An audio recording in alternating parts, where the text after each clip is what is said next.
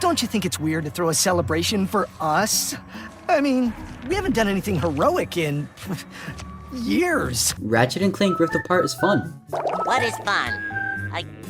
Let me spell it for you. Just want to give a quick side note here. Most of my gameplay and stuff you'll see is from further in the game because I didn't record anything up until these later points. Anyway, this game knows what it wants to be and doesn't try to be anything different. A sequel to the last Ratchet & Clank game, Into the Nexus. Mark.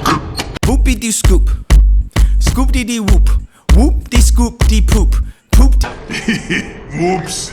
Wrong button. This game manages to continue the story of the series while leading it in new and interesting ways. We get introduced to two new lovely characters, Rivet and Kit, who we get to spend a lot of time with. These two are such compelling and fun characters, and I enjoyed seeing these two interact with our title characters. Team.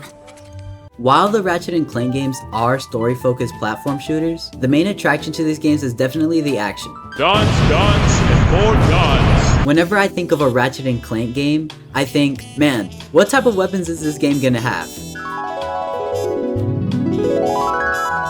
Each game in the series adds at least a few new weapons, and I made sure to give love to stuff like the Drill Hound and Mr. Fungi, but it was also nice to see some older ones come back like Glove of Doom and Warmonger. This game scratched an itch I was having for playing something simple. So many games right now want to tell a huge, overarching, compelling story that's going to take 40 hours to get through, and you still need 2 to 3 more games, all longer than the last one, to actually complete the whole story. I've been wanting something simple, something straightforward, and something fun. Something you can just jump into, play for a couple hours, hop off, and still feel like you made progress. Something to satisfy the collectathon desire I've been having for classic PlayStation games like Jak and Daxter and Sly Cooper. This game does just that. It's not a challenging game at all, but games don't always need to be a challenge to be enjoyable. And I haven't even mentioned how gorgeous the game is.